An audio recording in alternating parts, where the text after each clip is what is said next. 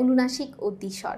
অনুনাসিক এবং দ্বিস্বর মানেই দুইটা স্বর যুক্ত হওয়াকে বোঝায়, এবং অনুনাসিক হচ্ছে যেগুলো আমরা একটু নাক দিয়ে উচ্চারণ করি, যেমন ব্যঞ্জনের ক্ষেত্রে সেটাকে বলে নাসিক্য, আর স্বরের ক্ষেত্রে বলে সেটাকে অনুনাসিক। ঠিক আছে, তো আমাদের প্রথম যে প্রশ্নটা আছে সেটা হচ্ছে কোন দুটি স্বরের মিলিত ধ্বনিতে ওই ধ্বনি সৃষ্টি হয়। ওই পাওয়া যায় কি, মূলত এটার উত্তর হওয়ার কথা তিন, স্বরেও যোগ রস্যই।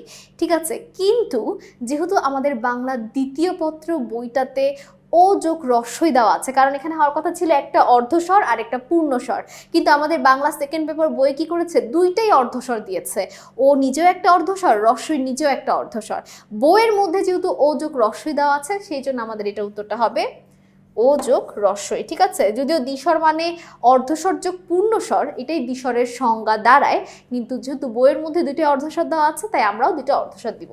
এরপরে দেখো, বাংলা স্বরবর্ণের উপর চন্দ্রবিন্দু ব্যবহার করা হয় কি বোঝানোর জন্য। মূলত চন্দ্রবিন্দু ব্যবহারই করা হয় অনুনাসিকতা বোঝানোর জন্য, নাসিক্য বোঝানোর জন্য। দেখবে আমরা সে সকল শব্দের উপরই চন্দ্রবিন্দুটা ব্যবহার করি যেখানে পূর্ববর্তীতে সেখানে একটা নাসিক্য ব্যঞ্জন ছিল। যেমন আমরা আগে বলতাম গ্রাম, গ্রামকে আমরা এখন অনেকে কি বলি, গা বলি। সেই ক্ষেত্রে আমরা চন্দ্রবিন্দুটাকে ব্যবহার করি, কারণ ম একটা নাসিক্য ব্যঞ্জন, তো নাসিক্যকে রিপ্রেজেন্ট করে হচ্ছে আমাদের চন্দ্রবিন্দু। ঠিক আছে, আবার দেখো আমরা চাঁদকে আগে বলতাম চন্দ্র, মূর্ধন্য হচ্ছে একটা নাসিক্য ব্যঞ্জন, এই জন্য আমরা চাঁদ বানানে কি দিচ্ছি, চন্দ্রবিন্দু দিচ্ছি। পঞ্চম বানানে ন এবং ম ছিল, সেজন্য আমরা পাঁচ বানানে চন্দ্রবিন্দু দিচ্ছি। অর্থাৎ নাসিক্য বা অনুনাসিকতাকে রিপ্রেজেন্ট করার জন্য আমরা চন্দ্রবিন্দুটাকে ব্যবহার করে থাকি।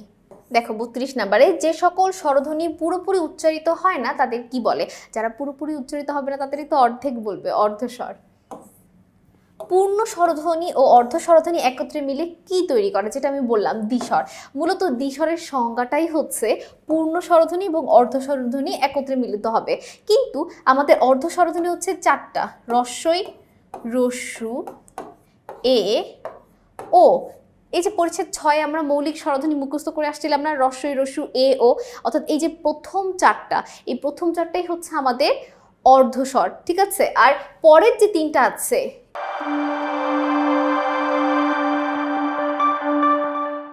স্বরেও স্বরেয়া, এই তিনটা হচ্ছে পূর্ণস্বর। তাহলে আমরা এখানে দেখতে পাচ্ছি যে পূর্ণস্বরের সাথে অর্ধস্বর যুক্ত হয়ে আমাদের দ্বিস্বর গঠন করে, তাহলে সেই ক্ষেত্রে কিন্তু আমাদের ওই স্বরেও যোগ রস্যই হওয়ার কথা ছিল, কিন্তু বইয়ের মধ্যে কি করেছে, ভুলে দুইটাই অর্ধস্বর দিয়ে দিয়েছে, রস্যের সাথে ওকে যুক্ত করে দিয়েছে, তাহলে তো দুইটাই অর্ধস্বর হয়ে গেল।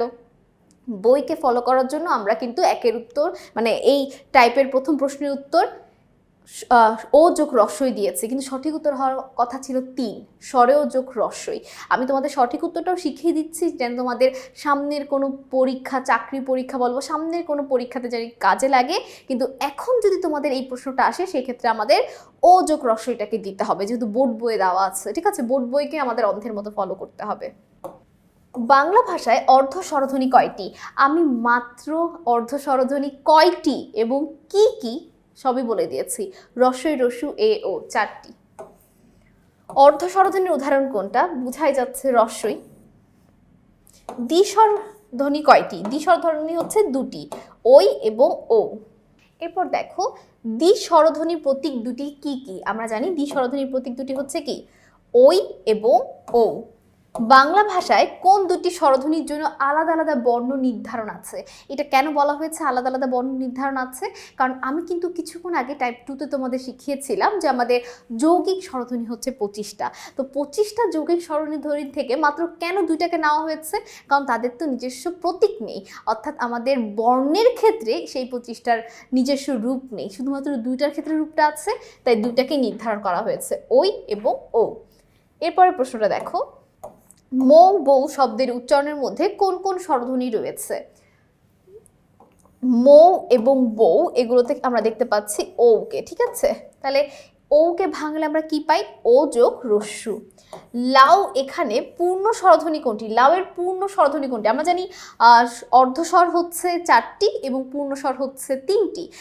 রস্যই, রস্যু, এ, ও এরা হচ্ছে অর্ধস্বর, তাহলে রস্যুটা হচ্ছে আমাদের অর্ধস্বর, কিন্তু এখানে একটা আকার আছে, আকারটা হচ্ছে আমাদের পূর্ণস্বর, স্বরেয়া। চাই শব্দের পূর্ণ স্বরধ্বনি কোনটি? চাই শব্দেরও সেম, স্বরে আই হচ্ছে পূর্ণ স্বরধ্বনি। চাই শব্দের মধ্যে কোন কোন স্বরধ্বনি আছে? চাই শব্দে কোন কোন স্বরধ্বনি আছে? স্বরে আ যোগ রস্বই। ঠিক আছে, খুবই সহজ ছিল কিন্তু প্রত্যেকটাই খুব ইম্পর্টেন্ট, বোর্ডের প্রশ্ন ছিল।